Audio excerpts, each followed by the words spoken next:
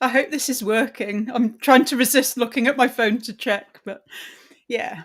Hopefully, this is a live version of NeuroWomen Natter.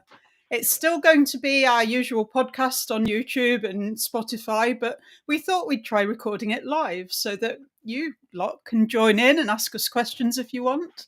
And And get maybe the it'll have a bit of unfiltered a version. different vibe, yeah, rather than just me and Toni chatting over Zoom on a Thursday morning or something.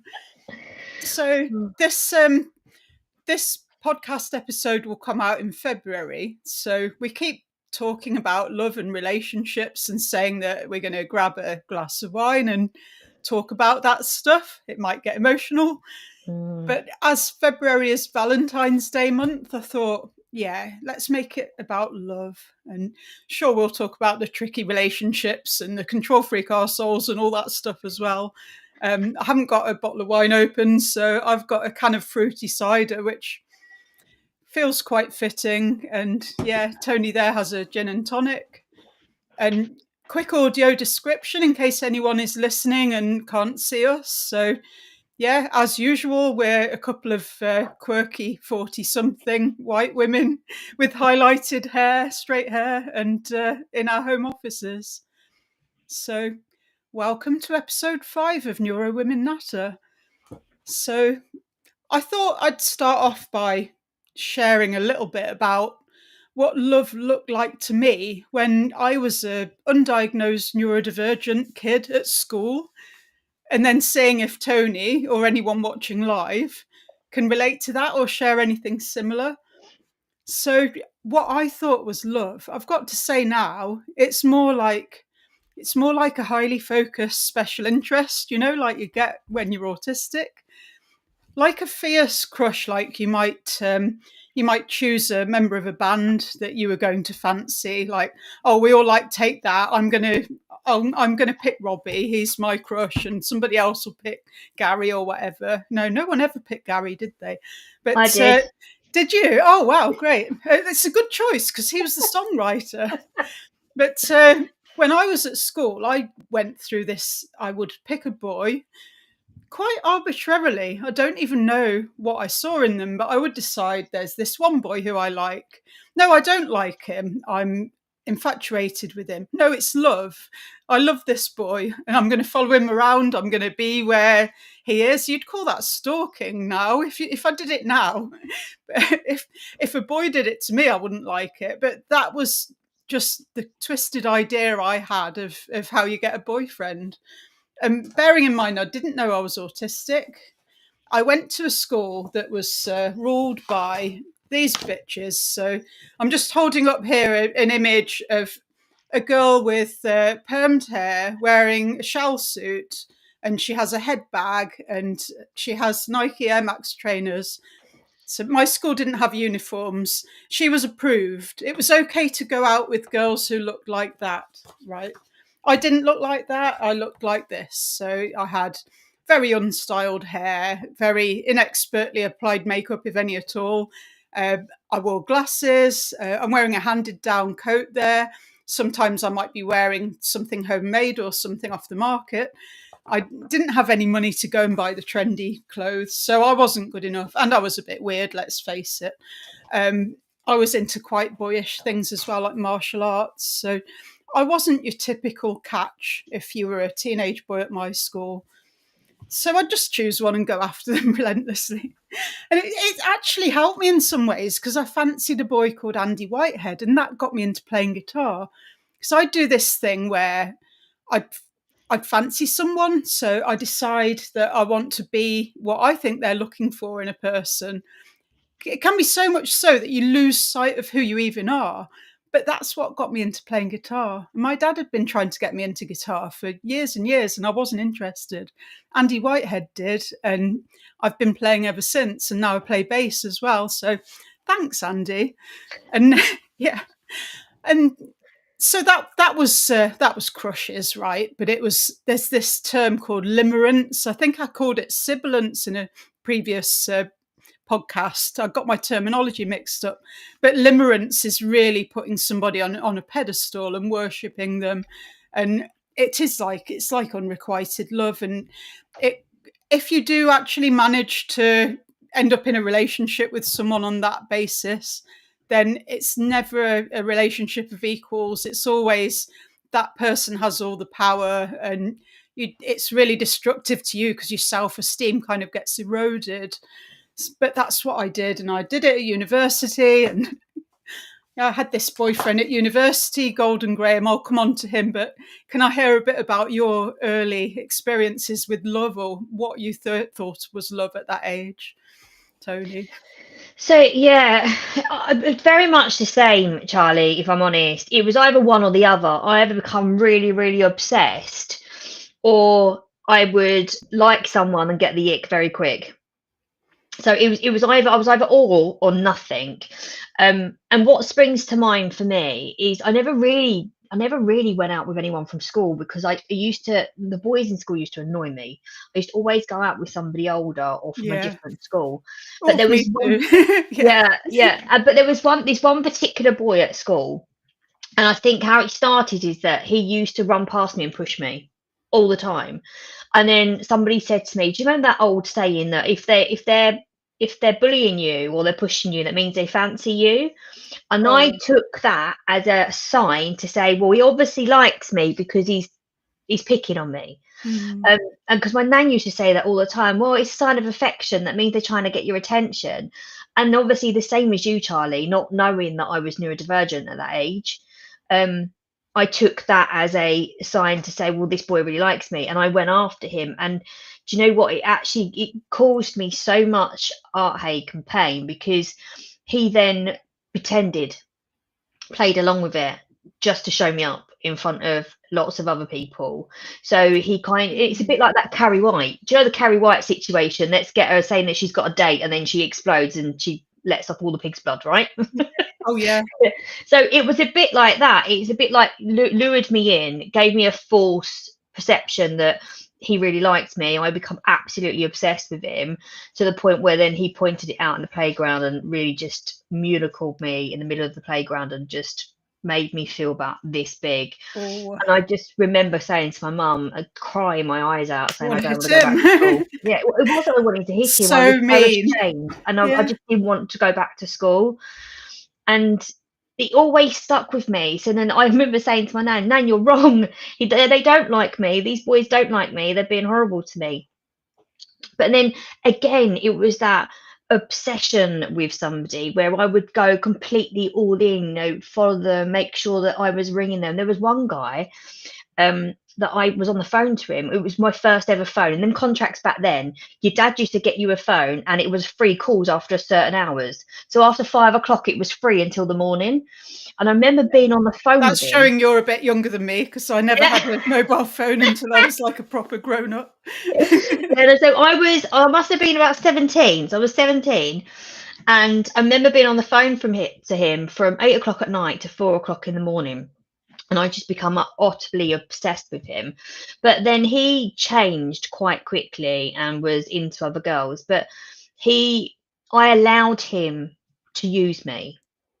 I Yeah. allowed him for me to be there when he needed me to be there, when he didn't have somebody else to go out with, or when he was just bored, or no one was interested in him, so he'd come back to me. And I allowed that to go on for about a year in my younger years. And I was like, why did even one point he proposed to me and then the next day completely ghosted me. So for anyone who doesn't know what ghosting Oh, means in nowadays term, means completely ignoring you like you yeah. don't exist. Push-pull Um, relationships like that is so damaging. yeah, yeah, it really is. But the thing is, I think when I look back on it now, I had the opportunity with another guy that I really liked, but because I couldn't get over this other guy that was always hanging me on, that I couldn't get into a relationship with this other person because I Yeah. wasn't committed because I always had him in the back of my head. Um, and I think actually it probably stopped me from being with people that Mm. actually liked me because I was so besotted with him, even though I knew deep down that it wasn't right. I had similar. I was a bit older. The boyfriend I had when I was 17 was lovely, though. I'd gone through. I can't really talk about this in a live stream. I think it's one for the book. But I went through quite a few difficult early sort of sexual encounters and stuff, and particularly when I discovered I was bisexual.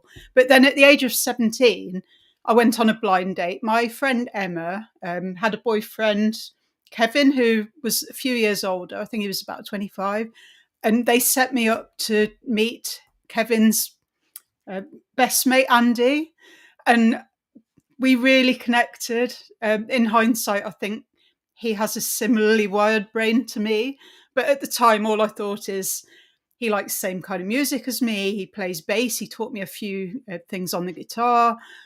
He really was attracted to me, which I wasn't used to after getting bullied for being ugly and square and all that nice stuff. So he was lovely. But when I went to university, I wanted to play the field. As nice as he was, I really wanted to see what was out there, and not just one gender either, because I couldn't like get married and settle down with the boyfriend that I met at 17. I had to really discover who I was and what I was into. So I had a lot of relationships at uni. I've got a list somewhere. When I met Si, I tried to kind of give him a like potted history of my love life, just so that he'd know. And Really? we actually made a list. Some of them I can't remember their names, which is awful. But there Really. was this one who he was a mature student. He was called Graham. He rode a motorbike. It was a Kawasaki 750 Turbo. He was always revving it up. He used to walk around campus with his long blonde curly hair, and he actually looked a bit like the singer from Def Leppard because he had a fringe as well. And in hindsight now, he was ADHD as fuck. I'm absolutely sure of it. But just he had a little something about him that I really want. I just fancied the pants off him, but he wasn't a very nice boyfriend. So I pursued him relentlessly until he eventually agreed to go out with me. But then, like I said before, it's that thing where it's push pull. He wasn't that into me. I hadn't read the book. I didn't know about this stuff. He was negging me all the time. He told me that my eye contact was either too much or not enough, that my walking gait was a bit awkward, that I swung my arms too much, all this really helpful stuff. So I never knew I had a problem with eye contact until he pointed it out. So I was never self-conscious about that until then. He goes on about that I've got really narrow interests. He couldn't believe I wasn't interested in politics or in the World Cup and stuff like that. But I wasn't interested in the things he was really focused on. But no, it just made me feel like a substandard individual, really, which made me try all the more to be all the things he wanted me to be. So much so that by the time I finally gave up on him 4.5 years later, I barely knew who I was. I barely had any sense of my own identity at all. So yeah, here's a picture. So he was called Golden Graham, but this is a picture of Chris Hemsworth because I thought you might rather look at Chris Hemsworth than Golden Graham. I know I would. So just my little joke. It's a young Chris Hemsworth without a beard because one of my sensory icks is facial hair. So it's a big no-no for me to have a partner with a beard or a moustache. And no, I can't do it either. He didn't look like that anyway. He looked like Joe Elliott. And he told me I was nothing special. Okay, so this is a picture of me when I was 20, when I was going out with him. A lot of people thought I was something special. I did modelling. I had a trail of people that were interested in me. And I didn't have any eyes for anyone but Graham. So the one person who didn't make me feel good about myself, who constantly put me down, was the one that I chased after for 4.5 years. Please don't do this. Younger me's, don't do that. Find someone that is as into you as you are into them. But Charlie, it's really hard though, because I remember my dad sitting me down and warning me off at least 2 or 3 of my boyfriends, and he could see it. And he was like, you, and I suppose I was very defiant. I was a, Yeah. I had an exhausting relationship with my mum and dad at that age because I was very much, I mean, now I get on with them brilliantly. Now we understand each other and I don't live with them, but I always felt that I needed control. I needed to control everything. I needed to control my life. And I think my oldest is a little bit like this now. Like, he's very defiant. If you tell him something, now I've obviously worked, I've done all my courses and things like that, and I know how to now talk to Harry without pushing that defiant button on him. Sometimes, not, it doesn't always work, but I was very much like that. And if my dad told me that I couldn't be with somebody, it would make me want to be with them more. Yeah. And Same he here. pushed me. And I think telling people that they can't do something sometimes is the worst thing that you can do. Absolutely. And I thought I could change him. This is crazy. So he had a bunch of characteristics that were sexy to me.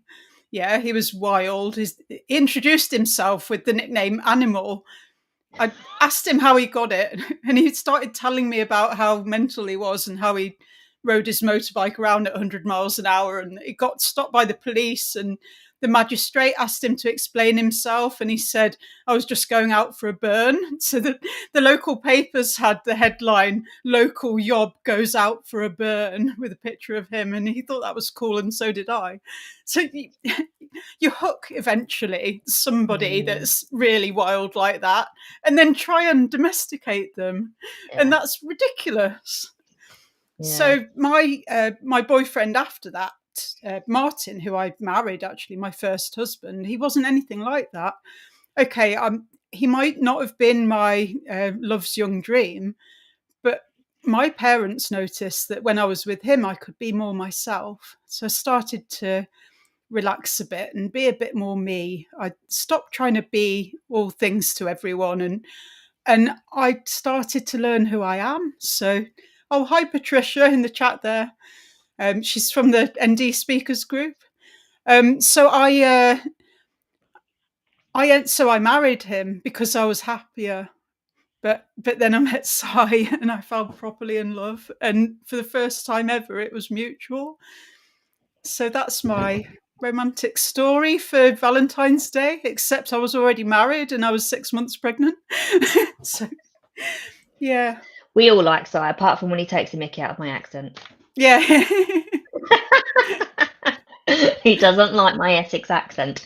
Um, Oh and no, I he does like it. Yeah, no, he's. I mean, have you heard Sai's speaking accent? no, He's because he was born in Poole, but he was brought up in Watford, so he's kind of a bit. He sounds a bit Cockney, and he says things like "walk."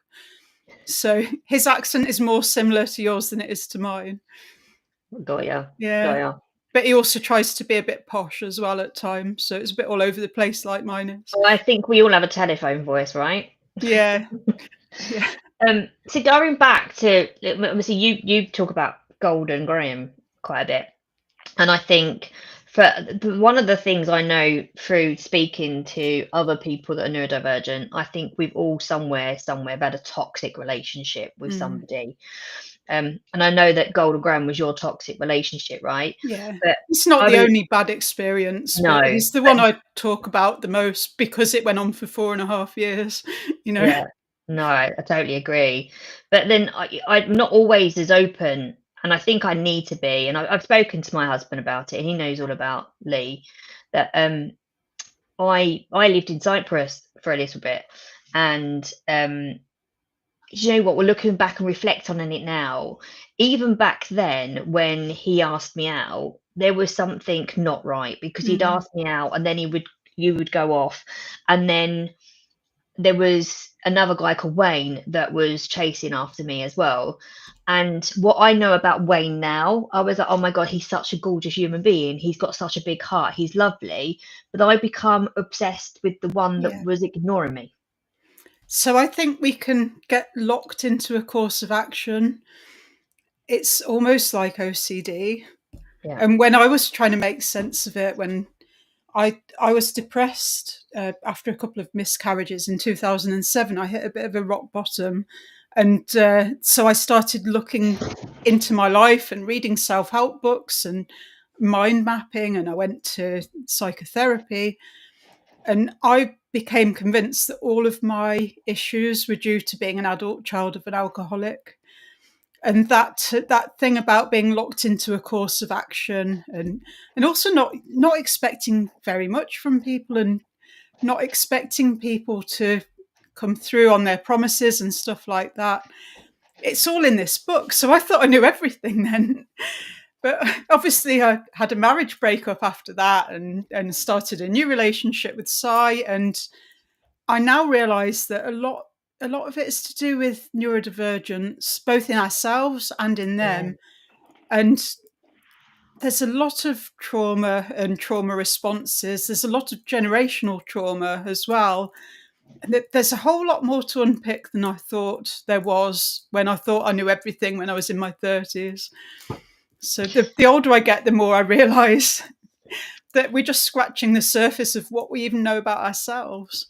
Yeah, exactly. And a bit controversial. I've said to people before that Lee was probably the worst thing, but the best thing that happened to me. Mm. And they were like, "What do you mean?" Because he not only was physically abusive, he was a compulsive gambler, and he was an ex-soldier. I met him when he was a soldier in Cyprus. And then we moved to Blackpool, where him and his family are from. And even then, the games that he used to play with me of "you're not good enough, you shouldn't be with this family." And I remember one time really sticks out to me is when I hadn't moved to Blackpool yet. I'd gone down there for Christmas. It was the first time me meeting his family. And his family are very much, if somebody starts on you, we all start. We all stick together as a family. Now, I've always been brought up is that you don't, you come away from them situations. You don't get involved into fighting. You don't brawl in a pub, that kind of way. So I've always not had that kind of atmosphere around me. And we was in this pub in Brighton, and somebody started on his dad, and the whole family just got up and started rucking. And I remember just pulling back. And then as we were walking back, he was having a go at me, saying, you obviously don't love me because you didn't get involved. And in that instant, I was like, I can't do right for doing wrong. I've been told that I shouldn't do that because I've been told by family I shouldn't do that. And he's telling me I should be doing that. I don't love him because I haven't. I'm not that person. I've never been a violent, aggressive person. It's not in my nature. I'm just not that person. Yeah. And I should have clicked then that it wasn't going to work. But it took me 2.5 years of living with him in Blackpool to realise. And the one time that stands out, that actually it was quite a bad physical abuse at one point, and it just hit the nail on the head. And I rang my dad and said, "You was right. You need to come and get me." Yeah. And I had to actually physically give him £300 to go down to the bookies because I knew that I'd get him out of the house so I could get out and away without him stopping me. And Wow. even then, he used to phone me and tell me to come back because he loved me. And I was like, "No, you don't. You really don't." And I came back to Essex. But I always say to people, actually, it was one of the best things that happened to me because it will never happen again. Yeah. Because The I only knew time I now. ever left Graham is when I finally did. I never went back, but he was always finishing with me and then crawling back, apologising, saying it'll be different, and I just kept going back for more. It's so weird, but I had such fragile self-esteem, and I still Snap. couldn't tell you now whether he was deliberately making me feel insecure and small and deliberately chipping away at my self-esteem, or if he was just really blunt and just said things that were really thoughtless and insensitive. Still couldn't tell you. I like to think that people are generally never inherently bad people that want to destroy others. I don't think he was a psychopath because he was really nice to other people that were not going out with him, but just me, he just brought Yeah. me right down. And it It's takes a horrible to long think about, time right? to recover, I think. People have said, I've read this a few times, that it takes you the same amount of time you're in a relationship to recover from it. And that kind of rings true. So the whole Yeah. time I was in my first marriage, he was still looming large over my shoulder, telling me I can't do better, that I need to settle. And yeah, but now I'm in a much more balanced relationship, and I'm just really glad that I got there, because I could have so easily not done.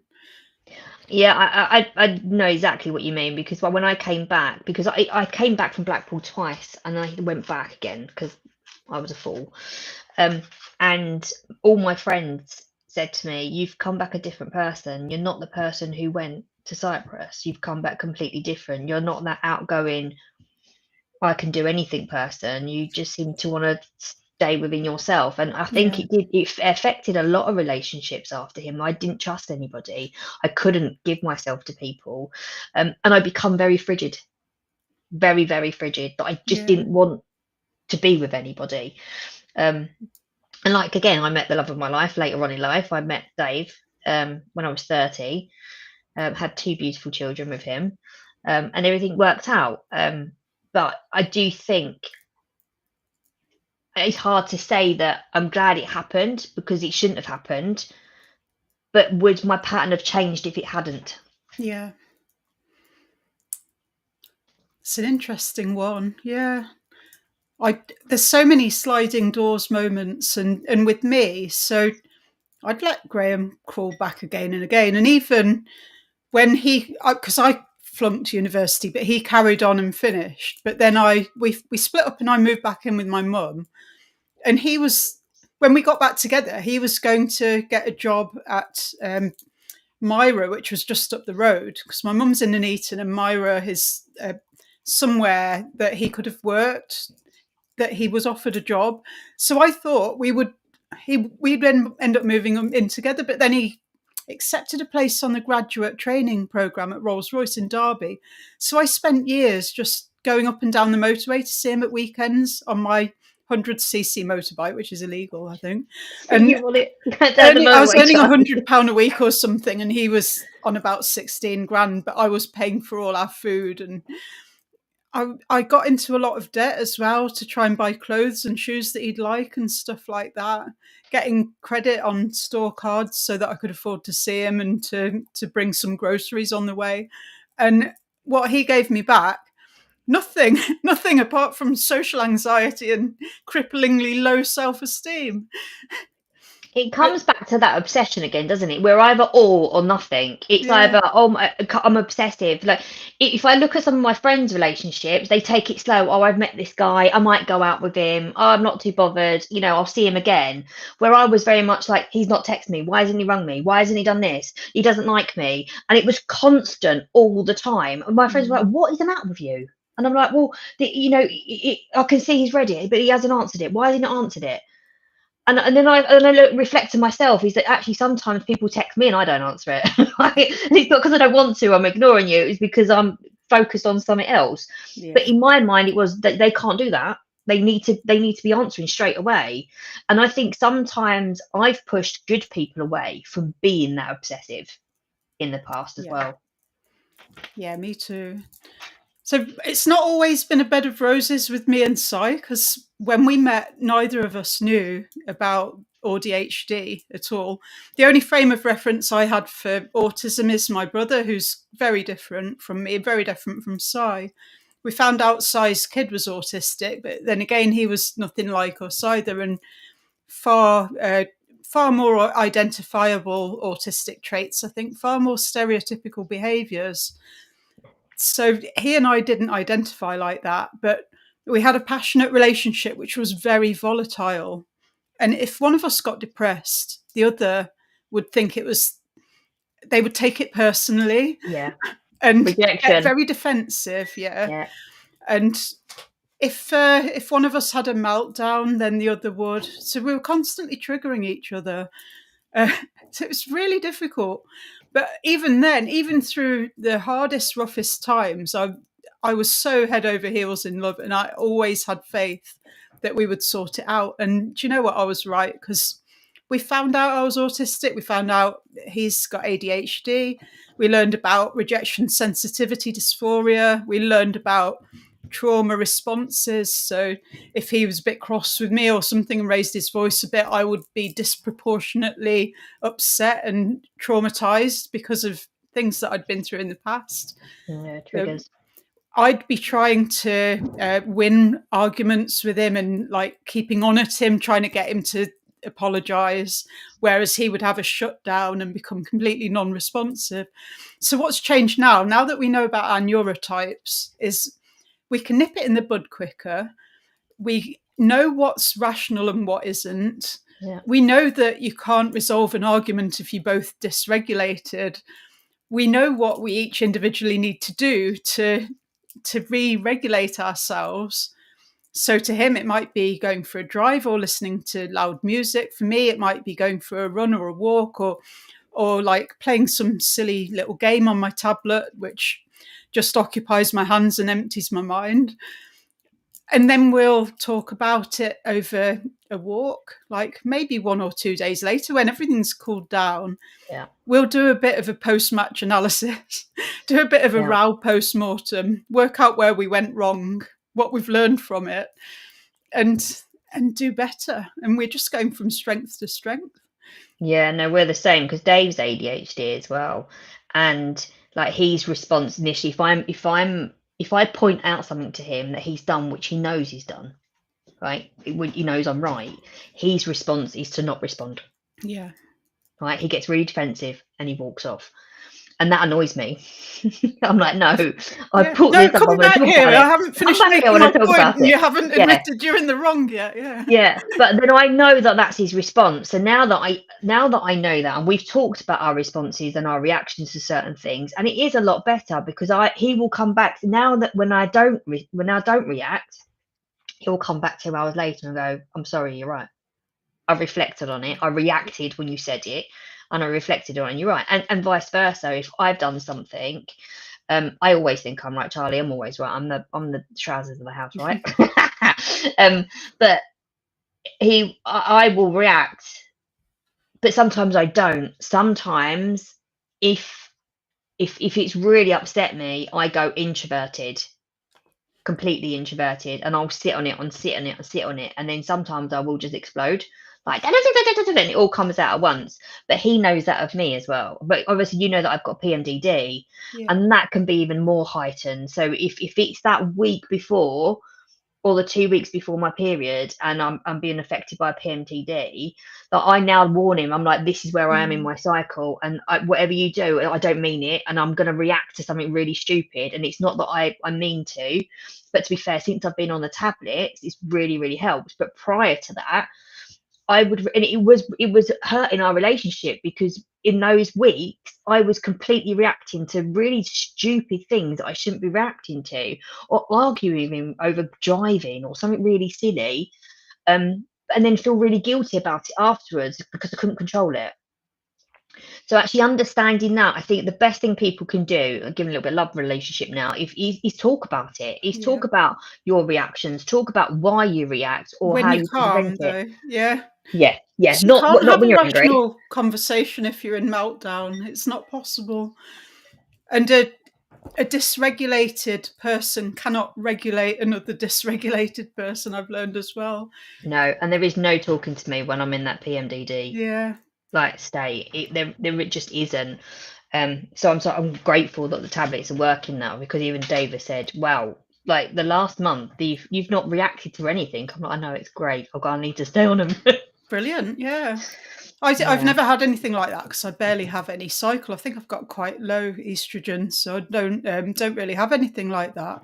But I've got a neurodivergent friend who's a speaker as well, and this is her specialist subject: the menstrual cycle and how it can affect your mood and how you come across. And she knows a lot more about it than I do, obviously.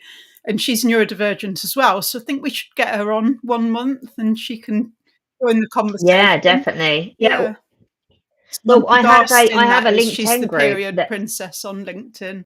Highly recommended. Very princess, engaging keynote speaker. Yeah. Good.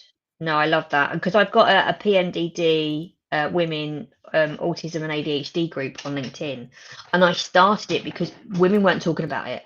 They weren't talking about PMDD, and it can be so controlling. If you think that's, you've got 4 weeks in a month, and for 2 weeks that you're it's affecting you, Yeah. that's a lot. And I think when I did the research, it was 75% of neurodivergent Yeah. women suffer with it. I didn't know that, actually. I'm saying, yeah, I can believe it because of the fact that menopause exacerbates our traits so much, and pregnancy as well. So I had quite a lot of, when you say autism is a dynamic disability and it affects you sometimes more than others, pregnancy, it really did. It was very stark. My sensory issues were through the roof.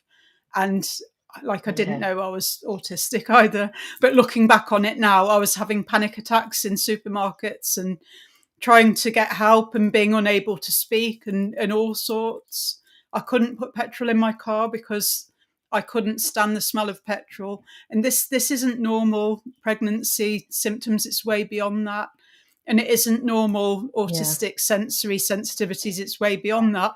So it's like the two things collide. And yeah, and this isn't about relationships at all. We always go off on some tangent, don't we? But yeah. Well, we can do a podcast on pregnancy and how it in, affected though, us. Yeah, we can link it in. you know, We'll do that on our next one because I had when a man troubles as well. upsets So you, our right? next podcast. When a man is in the wrong, and then you react and give him a bit of a bollocking, and he says either, yeah, Are you on your period? yeah. Or did you forget your meds? Yeah. I think that could definitely be a defence, like in a law of court. I think that could be murder with diminished responsibility. I think when they pull stunts like that, I reckon. But we love them. Yeah, I agree. So we agreed then. Should we do our next podcast on pregnancies as a neurodivergent woman? Great idea. Yeah, I'll yeah. Look at that. That come out of the blue. I've got loads to say on that. That's a really good idea. And So have I. Either as part of that or the next one, we could talk about accepting, it's coming to terms with being a mum. I don't mean that. It's the baby shock thing, but when you're neurodivergent. So your life is turned upside down when you're suddenly responsible for a small human, but not in a way that typical women experience, because we're not like connecting with loads of people at mother and baby groups and being part of some big sisterhood, because we're different and we communicate differently. Yeah.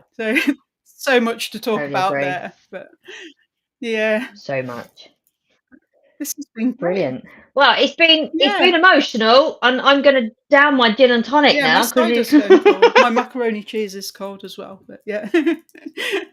Yeah, I've been rushing from one thing to another today, so I've got a cold bowl of macaroni cheese there as well as a cider. But it's been brilliant. I like this format. It feels kind of like a performance, or like we said straight away early on, we're two friends chatting in a pub. But now we've got people listening in, people thinking, oh, what are they talking about? Yeah, people earwigging. That sounds interesting. I want to chime in. I hope you don't mind me chiming in, but you just said this and I just want to interject that because, me too. And I like it. So I think Patricia said she's got a question. Have you got a question, Patricia? So many questions. Is it for next time or, drop them in the WhatsApp chat if you want. But, so many questions about the pregnancy and baby shock thing, I guess. So more on that next month. Cool. What a great idea. So as usual, we'll edit this up and stick it on Spotify and YouTube with some edited captions on YouTube. And thank you very much for listening and being here, and I hope you enjoyed. Thanks everyone.